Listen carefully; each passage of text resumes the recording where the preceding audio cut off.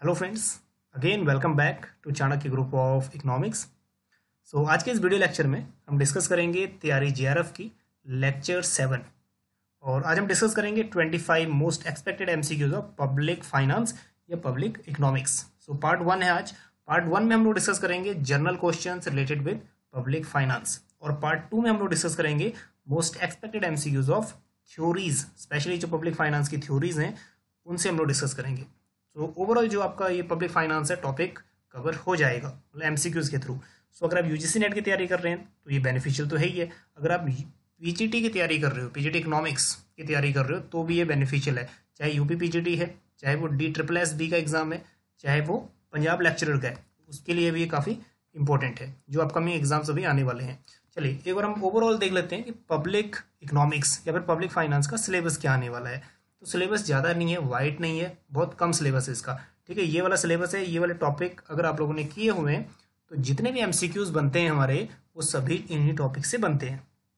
तो इस वीडियो में हम लोग डिस्कस करने वाले हैं जितने भी जर्नल टॉपिक्स हैं, और नेक्स्ट में हम करेंगे पब्लिक फाइनेंस से आपके जितने भी थ्योरीज हैं। तो टोटल कुल मिला के आपके 100% जो ये सिलेबस है, ये टोटल अप्रोच में है। कभी ऐसा नहीं होगा कि जो कुछ पॉइंट यहाँ से मिसिंग होगा। ठीक है, क्योंकि ईजिली अवेलेबिलिटी है इन पॉइंट इन सभी टॉपिक्स की। ठीक, चलिए आज हम लोग क्वेश्चन नंबर 1 से शुरू करते हैं। तो सबसे पहले हम लोग डिस्कस करेंगे जितने भी क्वेश्चंस मार्केट फेलियर और एसिमेट्रिक इन्फॉर्मेशन वगैरह से बनते हैं, मतलब पब्लिक गुड्स वगैरह से ज़्यादातर क्वेश्चन बनते हैं। सो कुछ क्वेश्चन है पब्लिक गुड्स से रिलेटेड, तो हम लोग ज़्यादा ऑप्शन से नहीं पढ़ने वाले, जो डायरेक्टली आंसर है उस पर मूव करेंगे। So next one, what are the causes. First question है what are the causes of market failure, choose the correct alternatives. जो भी आंसर है, लाइव चैट ऑप्शन ओपन है, अब वहाँ पे डायरेक्टली चैट कर सकते हैं। ठीक है, तो इनमें से कौन सा मार्केट फेलियर का कारण बन सकता है। Asymmetric information, individual property rights, public goods, private goods. ठीक, चलिए आंसर की तरफ मूव करते हैं। अभी आंसर आपने दे दिया होगा may be. So asymmetric information, जो हमारे पास गलत इन्फॉर्मेशन होती है, मार्केट फेल हो जाती है। इंडिविजुअल प्रॉपर्टी राइट, एक होता है कॉमन प्रॉपर्टी राइट्स, उससे मार्केट फेल होती है। इंडिविजुअल प्रॉपर्टी राइट से फेल नहीं होती। ठीक, next public goods. Public goods market failure होने का मेन कारण है क्योंकि उसमें कॉमन प्रॉपर्टी राइट्स होता है। और उसके बाद प्राइवेट गुड्स, प्राइवेट गुड्स में प्राइवेट प्रॉपर्टी राइट्स होता है, पब्लिक प्रॉपर्टी राइट्स नहीं होता। सो 1 and 3 जो ए ऑप्शन है बिल्कुल, दैट इज बी ऑप्शन है, वो बिल्कुल करेक्ट है। 1 and 3 आर करेक्ट। ठीक है, बी ऑप्शन जो है करेक्ट है। चलिए next question number 2, public goods are those which consumption is. बहुत इजी क्वेश्चन है। फॉर विच कंजप्शन इज, बहुत इजी क्वेश्चन है, माइंड में स्ट्रक कर गया होगा, दैट इज नॉन राइवल। ठीक है, जितने भी आप चीज यूज कर रहे हो, किसी दूसरे को आप रोक नहीं सकते उस चीज को यूज करने के लिए। तो ये क्या होते हैं, नॉन राइवल होते हैं फीचर में। चलिए next, a free rider is someone who. Free riding problem आती है पब्लिक गुड्स जब यूज करते हैं, तो फ्री राइडिंग प्रॉब्लम आती है। हम किसी को मना नहीं कर सकते कि आप यूज करो। तो इसमें से कौन सा सुटेबल आंसर होना चाहिए। ठीक है, अगर वीडियो फास्ट चल रहा है तो आप वीडियो पॉज कर सकते हो। तो फ्री राइडिंग की जो प्रॉब्लम है पब्लिक गुड्स में आती है, so that means we can not be excluded from consuming a public good. हम किसी को मना नहीं कर सकते वो गुड्स को यूज करने के लिए, लाइक पार्क। ठीक है, पार्क है, स्ट्रीट लाइट है, हम मना नहीं कर सकते किसी को, इवन दो ही और शी डिड नॉट पे फॉर द गुड, और वो गुड चाहे वो पे कर रहा है या नहीं कर रहा। ठीक, so B is correct answer. Okay, fourth question, monetise deficit means. Monetise deficit, deficit financing, एक ही बात है। मोनेटाइज डेफिसिट का मतलब क्या होगा। ठीक, बहुत इजी है, एक बार आपने पढ़ा होगा तो माइंड में इजिली स्ट्राइक कर जाएगा। ठीक, monetize deficit means increase in RBI credit to central government. ठीक है, डेफिसिट फाइनेंसिंग जिसको हम कई बार बोलते हैं, तो जब आरबीआई से क्रेडिट लेती है सेंट्रल गवर्नमेंट, ठीक, उस क्रेडिट को पूरा करने के लिए आरबीआई हो सकता है नई करेंसी प्रिंट करनी पड़े, जिसको हम डेफिसिट फाइनेंसिंग भी बोलते हैं। ठीक, so increase RBI credit to central government. Okay, fifth question, the incidence of tax means. देखो हिंदी मीडियम वाले जो बच्चे हैं, इसमें दो टर्म्स यूज होते हैं, एक कराघात और एक करापात। ठीक है, आपने पढ़ा होगा ये टर्म्स। सो इंसिडेंस और इम्पैक्ट दो अलग अलग चीजें हैं और बहुत इंपॉर्टेंट है। ठीक है, तो इसमें से इंसिडेंस पूछ रहा है, तो अगर इंसिडेंस का मतलब समझोगे तो मतलब क्या है, फाइनल मनी बर्डन, फाइनल जो मनी बर्डन आता है उसकी बात कर रहा है। ठीक, और इम्पैक्ट जो होता है, इम्पैक्ट होता है इनिशियल मनी बर्डन। अब ये समझ लेना, जो शुरुआत का बर्डन होता है वो शिफ्ट हो सकता है, इनिशियल मनी बर्डन, ठीक है, और जो इंसिडेंस है वो फाइनली आपको पे करना ही होता है, वो होता है फाइनल मनी बर्डन, ठीक। सो आंसर आपको मिल गया होगा। So one who wear the ultimate money burden of the tax, so that is C is correct, जिसका भी आंसर सी था बिल्कुल करेक्ट था। चलिए नेक्स्ट, और जो ये वाला क्वेश्चन है इमीडिएट रिस्पॉन्सिव टू पे वाला है, वो इम्पैक्ट हो गया, ठीक, वो इम्पैक्ट का बन गया, तो सी इसमें से करेक्ट है, इंसिडेंस। चलिए सिक्स्थ क्वेश्चन, इस टाइप का क्वेश्चन बहुत इंपॉर्टेंट है, ये पीजीटी में भी और ये यूजीसी नेट में बहुत बार रिपीटेड क्वेश्चन इस टाइप के आते ही हैं। सो arrange the introduction of following taxes in chronological order, not even these taxes, जितने भी टैक्सेस हैं उनकी क्रोनोलॉजी देख लीजिए, ठीक है, और क्रोनोलॉजी आपको यूट्यूब पे वीडियो मिल जाएगा, हमारे चैनल पे आपको इजीली मिल जाएगा। So service tax, GST, banking cash transaction tax और गिफ्ट टैक्स, इनकी एक बार डेट देख लेते हैं। सर्विस टैक्स 1994, अब क्रोनोलॉजी तब तक सेट करिए कि क्रोनोलॉजी इनकी क्या ठीक होनी चाहिए, ठीक। जीएसटी बिल्कुल न्यूली है 2017, 1 जुलाई 2017, और बैंकिंग कैश ट्रांजेक्शन 2005 और गिफ्ट टैक्स 1958। तो अब देखते हैं कि जो फोर्थ है वो पहले आना चाहिए, ठीक है, गिफ्ट टैक्स, तो बी और डी में से एक होना चाहिए। क्या आंसर है फटाफट कमेंट करेंगे, ठीक। उसके बाद जो नेक्स्ट है वह है सर्विस टैक्स 1, सो बी आंसर बिल्कुल करेक्ट होता नजर आ रहा है, ठीक है। उसके बाद आ गया 2005 और उसके बाद जीएसटी 2017, तो बी जो ऑप्शन है बिल्कुल करेक्ट है।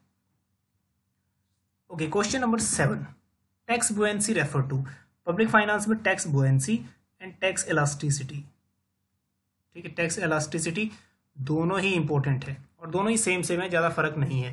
तो टैक्स बुएंसी करते हैं हम लोग सबसे पहले। एक बार अगर आपने कॉन्सेप्ट पढ़ा हुआ तो माइंड में इजीली स्ट्राइक कर जाएगा राइट आंसर, ठीक। तो टैक्स बुएंसी का मतलब क्या होता है, percentage change in tax revenue and percentage change in tax base, और same time percentage in tax base की जगह लिखा होता है इनकम, ठीक है, नेशनल इनकम, क्योंकि जो टैक्स बेस है किस बेसिस पे टैक्स लिया जाता है, इनकम के बेसिस पे। तो ये हमें ये बताता है कि कितना आपका टैक्स रेवेन्यू बढ़ रहा है as compare to increase in national income, ठीक। तो टैक्स बायंट आपका तब होगा जब 2% टैक्स रेवेन्यू में इंक्रीज होगा और 1% नेशनल इनकम में, तो ये मोर बायंट है, ठीक है, मोर बायंट। तो ये बायंसी बताता है कि कितने रेट से आपका रेवेन्यू बढ़ रहा है एज कम्पेयर टू आपका टैक्स बेस, किस बेसिस पे टैक्स ले रहे हैं, इनकम। तो ए ऑप्शन बिल्कुल करेक्ट है। और वहीं जो सेकंड ऑप्शन है, सेकंड इलास्टिसिटी, टैक्स इलास्टिसिटी, वो है ये वाला tax, that is change in tax revenue upon change in tax rate, ठीक है। ये एग्जांपल या फिर मेथड टैक्स इलास्टिसिटी, दोनों सेम टर्म्स नहीं है, सिमिलर टर्म्स है लेकिन सेम टर्म्स नहीं है। चलिए next, arrange the following in chronological order, ये डिफरेंट कमिटीज हैं, बहुत इंपॉर्टेंट है, डिफरेंट और भी कमिटीज हैं, वो भी कर लेना, ठीक है, बैंकिंग सेक्टर से related. So number 1, indirect tax inquiry committee, Jha committee, ठीक है, 1976-77। उसके बाद आई tax reforms committee, Raja J Chelliah committee 1991। उसके बाद आई Mathur committee, that is taxation inquiry commission, सबसे पहले यही कमीशन आई थी 1953 में। उसके बाद direct tax inquiry committee Wanchoo committee, ठीक है। राइट आंसर क्या है फटाफट कमेंट करेंगे, वांचू कमेटी 1971, ठीक। तो सबसे पहले है दैट इज सी, तो सेकंड या फोर्थ में से कोई एक हो सकता है। फिर उसके बाद नेक्स्ट 1971, दैट इज डी, तो हमारा फोर्थ बिल्कुल करेक्ट होता हुआ नजर आ रहा है, ठीक। उसके बाद 1976 ए और उसके बाद 1991, तो क्रोनोलॉजी जो है यहाँ पे जो फोर्थ आंसर है बिल्कुल करेक्ट है। Okay, ninth question, for the union budget 2020-21 arrange the following in the ascending order of their percentage of GDP, ठीक है, असेंडिंग ऑर्डर लगाएंगे। सबसे पहले आप ये बता दीजिए कि डिफरेंट रेट्स हैं क्या। अगर आप डिफरेंट रेट्स 2020 के बता पाओगे तो ईजी हो जाएगा बहुत आपको असेंडिंग और डिसेंडिंग ऑर्डर में लगाने के लिए। और कभी भी अगर इस टाइप का कोई क्वेश्चन आता है उनका, अगर असेंडिंग डिसेंडिंग पूछता है तो असेंडिंग डिसेंडिंग बहुत साल से यही चलता आ रहा है, ठीक है, कम से कम 2014 से 2021 तक असेंडिंग और डिसेंडिंग ऑर्डर लगभग सेम ही चल रहा है, ठीक। तो फिस्कल डेफिसिट आपको पता है हाईएस्ट रहता है, सबसे ज़्यादा है, ठीक है, पहले 3.5 भी सबसे हाईएस्ट रहता था, अभी 9.5 है तो सबसे ही ज़्यादा है। उसके बाद रेवेन्यू डेफिसिट 7.5, ठीक, उसके बाद effective revenue deficit, that is 6.3%, ठीक 6.3%। और फिर प्राइमरी डेफिसिट सबसे कम रहता है 5.9, और पहले ये रहता था प्री कोविड ये रहता था 1.3 या 1.7 तक, ठीक है। सो दैट इज 5.9, ठीक। ये अब क्रोनोलॉजी इसकी क्या बनेगी, हमने क्या करना है असेंडिंग ऑर्डर में, ठीक। सबसे पहले क्या आएगा असेंडिंग ऑर्डर में, प्राइमरी डेफिसिट 3, फिर उसके बाद आएगा नेक्स्ट 2, फिर 1 एंड फिर 4, दैट इज फिस्कल डेफिसिट। तो ए जिसका भी आंसर बिल्कुल करेक्ट है। और ये वाला जो टेबल है इसको याद कर लेना, इसमें बजट एस्टिमेटेड जो रिवाइज्ड है वो भी दिया हुआ है, और जो एस्टिमेटेड है नेक्स्ट ईयर के लिए वो भी दिया हुआ है। लेकिन ये वाला डाटा इसमें काफ़ी इंपॉर्टेंट है, ठीक है। मेक अ स्टार, ये वाला इंपॉर्टेंट है 2021 वाला। Okay, next one, arrange the following event in Indian economy in the chronological order. Again chronology कुछ क्वेश्चन काफ़ी ज़्यादा आएंगे चाहे वो कोई भी एग्जाम है, ठीक। Next one, first phase of nationalisation of 14 banks.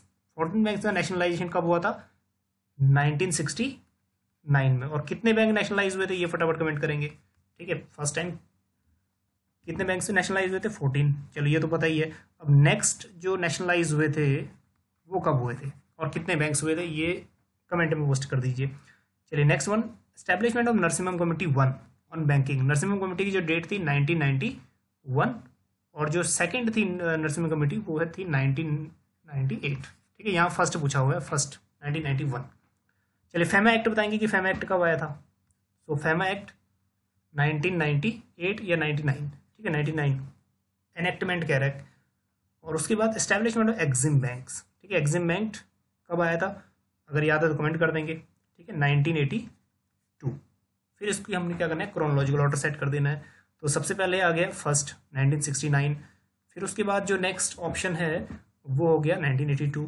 तो फर्स्ट देन फोर्थ, ठीक है, बी और डी में से हो सकता है। फिर उसके बाद फर्स्ट, दैट इज फर्स्ट, फिर फोर्थ, फिर उसके बाद सेकंड, ठीक है। तो बी ऑप्शन बिल्कुल करेक्ट है। फिर उसके बाद थर्ड। चलिए 11th question, operation green mission. जो रिसेंटली अभी बजट पेश हुआ था उसमें भी जो पिछला बजट है उसमें भी एक ऑपरेशन ग्रीन मिशन आया था, ठीक है, जिसमें क्या बोला था, टॉप क्रॉप्स इसमें ऐड थे। अब इसमें हिंट भी मिल गया आपको, टॉप क्रॉप्स। अब देखिए कि फुल फॉर्म किससे मैच करते हैं टॉप की, ठीक। और उसमें हमें क्या पता चलेगा, ऑपरेशन ग्रीन मिशन में। और उनको हमने बोला था टॉप क्रॉप्स इसमें ऐड होंगे ऑपरेशन ग्रीन में। टॉप का मतलब ये है कि that is tomato, that is O for onion and P for potato, ठीक। So production of tomato, onion, potatoes के लिए ऑपरेशन ग्रीन मिशन लॉन्च किया गया था। तो ये इंपॉर्टेंट है, ठीक है। इसको इस तरह की भी याद कर सकते हैं, top crops. Okay, 12th question, Laffer curve is the relationship between which of the following variables. बहुत इजी क्वेश्चन है, लेफर कर्व नहीं आता तो मतलब पब्लिक फाइनेंस की स्टडी आपकी अधूरी है, ठीक। तो ये इजी क्वेश्चन इसलिए डाला हुआ ताकि कॉन्फिडेंस आपका बूस्टअप हो। सो that is tax revenue and that is tax rate and tax revenue. So tax rate and tax revenue, ठीक है। ये बोलता है चाहे 0% टैक्स हो या फिर 100% टैक्स हो, जो रिवेन्यू होगा गवर्नमेंट को वो 0 ही होगा। तो ये जो बता रहा है ये that is Laffer curve. Now next one, question number 13, if elasticity of supply is more than. अगर इलास्टिसिटी ऑफ सप्लाई की इलास्टिसिटी जो है वो ज़्यादा है, इसका मतलब ये है कि अवेलेबिलिटी ऑफ मार्केट सप्लायर के लिए या फिर एक प्रोड्यूसर के लिए बहुत ज़्यादा है। अगर इस पर टैक्स इम्पोज होता है तो बर्डन किस पे जाएगा, क्योंकि अभी देखो अवेलेबिलिटी बहुत ज़्यादा है मार्केट की, वो किसी मार्केट में अपना सामान बेच सकता है, ठीक है। कस्टमर बहुत ज़्यादा है, तो अगर वो टैक्स इंक्रीज भी होता है तो शिफ्ट कहाँ कर जाएगा, वो कर जाएगा कस्टमर पे, ठीक है, मतलब कंज्यूमर पे शिफ्ट कर जाएगा। तो इलास्टिसिटी ऑफ सप्लाई अगर ज़्यादा है तो फाइनल मनी बर्डन किस पे आएगा, सो दैट इज अब incidence of tax on buyer होगा या impact of tax on buyer होगा, ठीक है। इन दोनों में से एक आंसर क्या होगा ये आप कमेंट करेंगे, क्योंकि जो प्रोड्यूसर है उसके पास तो इलास्टिसिटी सप्लाई बहुत ज़्यादा है, अवेलेबिलिटी है उसके पास मार्केट की, और उसके पास बायर्स भी हैं, ठीक है। तो इसमें इम्पैक्ट आएगा या इंसिडेंस आएगा, इससे पहले हमने किया भी था, ठीक है। इंसिडेंस होता है फाइनल मनी बर्डन और इम्पैक्ट होता है इनिशियल मनी बर्डन, ठीक है, शुरुआत का बर्डन। सो इसमें जो राइट आंसर है that is A, incidence of tax on buyer, ठीक है। फाइनल मनी बर्डन आएगा बायर पे। Next one, question number 14, when elasticity of demand is infinity और elasticity of supply is zero, ठीक है, इन दोनों कंडीशन में the whole incidence is on, तो फाइनल मनी बर्डन इन दोनों ही सिचुएशन में किस पे आएगा। चलिए पहले स्टेटमेंट समझते हैं। इलास्टिसिटी ऑफ इन्फिनिटी का मतलब इलास्टिसिटी ऑफ डिमांड इन्फिनिटी वहां पे होगा जब अवेलेबिलिटी ऑफ सब्स्टिट्यूट बहुत ज़्यादा है, ठीक, तो मार्केट मतलब जो हम परफेक्ट कंपटीशन में देखते हैं वो वाली कंडीशन है। तो इसमें अगर एक फर्म या फिर एक प्रोड्यूसर अगर प्राइस बढ़ा भी देता है तो बायर दूसरे के पास शिफ्ट कर जाता है, ठीक, तो यहाँ पे बायर को बर्डन बिल्कुल भी नहीं है, तो यहाँ पे जो पूरा मनी बर्डन है किस पे आ जाएगा, सेलर पे, ठीक। और वहीं अगर इलास्टिसिटी ऑफ सप्लाई जीरो है तब भी जितना भी बर्डन है वो आएगा सेलर पे, क्योंकि उसके पास अवेलेबिलिटी बची नहीं गई है ज़्यादा सेल करने की, ठीक है, इलास्टिसिटी सप्लाई बिल्कुल जीरो है, तो दोनों ही केसेस में सेलर पे टोटली बर्डन आएगा। चलिए question number 15, tax revenue sharing between the federal and सब नेशनल गवर्नमेंट, मतलब जो सेंट्रल और जितने भी स्टेट गवर्नमेंट हैं, ठीक है, इनमें डिस्ट्रीब्यूशन हो रहा है रेवेन्यू का, is aimed at correcting which of the following type of imbalances, तो कौन से इम्बैलेंसेज इसमें हम लोग देखते हैं कि कौन से इम्बैलेंसेज करेक्ट किए जा रहे हैं, ठीक, मतलब सेंट्रल टू स्टेट, तो सेंट्रल टू स्टेट, तो ये कौन से इम्बैलेंसेज हैं, दैट इज वर्टिकल इम्बैलेंसेज, ठीक। अगेन इजी क्वेश्चन है, ज़्यादा एक्सप्लेनेशन की जरूरत नहीं पड़ेगी। चलिए next question number 16, which of the following fund is used by the government to meet urgent unforeseen expenditure, मतलब कौन सा इसमें से फंड अर्जेंट या फिर इमरजेंसी के टाइम में यूज होता है, ठीक, तो इसमें माइंड में इंडिकेशन आपकी कर गया होगा, जो इमरजेंसी के टाइम में यूज होता है ये अर्जेंट अनफोर्सीन एक्सपेंडिचर है, so that is contingency fund, इसमें गवर्नमेंट को पार्लियामेंट्री अप्रूवल की जरूरत नहीं पड़ती। चलिए next, which of the following pairs is not correctly matched, follow committees बहुत अच्छी तरह से कर लेना, और लिस्ट ऑफ कमिटीज आपको यूट्यूब पे ऑलरेडी मिल जाएगा चैनल पे। सो रेखी कमेटी, फिर उसके बाद नंजुंदप्पा कमेटी, रंगाराजन कमेटी, गोहीपारा कमेटी, इसमें से कौन सी जो इनकरेक्ट है वो बतानी है आपने, ठीक है, जो मैच करेक्टली नहीं कर रही।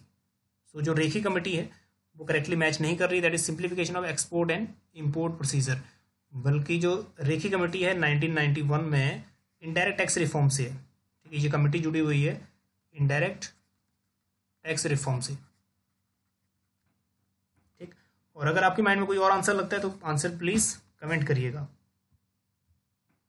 चलिए next question number 18, the dead weight loss triangle from an excise tax is the loss of, ठीक है, डेड वेट लॉस समझ गए होंगे, एक बार कमेंट करेंगे कि डेड वेट लॉस कौन से मार्केट में प्रीवेल्स होता है, ठीक है, डेड वेट लॉस कौन से मार्केट से ज़्यादातर जुड़ा हुआ है, ठीक है, डेड वेट लॉस मोस्टली किस मार्केट से जुड़ा हुआ है, परफेक्ट कॉम्पिटिशन, मोनोपोली वगैरह।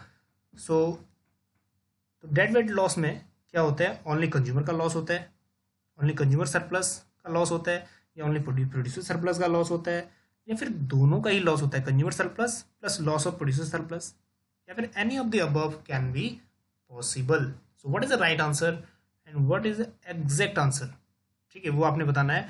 तो अगर आपको डायग्राम याद है तो आप इजिली कर लोगे, ठीक है। सो इसमें जो दोनों का ही नुकसान है, कंज्यूमर का भी नुकसान होता है, that is loss of consumer surplus as well as loss of producer surplus, तो सी बिल्कुल करेक्ट है। चलिए समझते हैं एक बार डायग्राम से, कुछ ही सेकंड में समझ जाएंगे। सो पहला जो इक्विलिब्रियम आता है वो आता है पॉइंट ई पे, ठीक है, जहाँ पे डिमांड और सप्लाई एक दूसरे के बराबर है।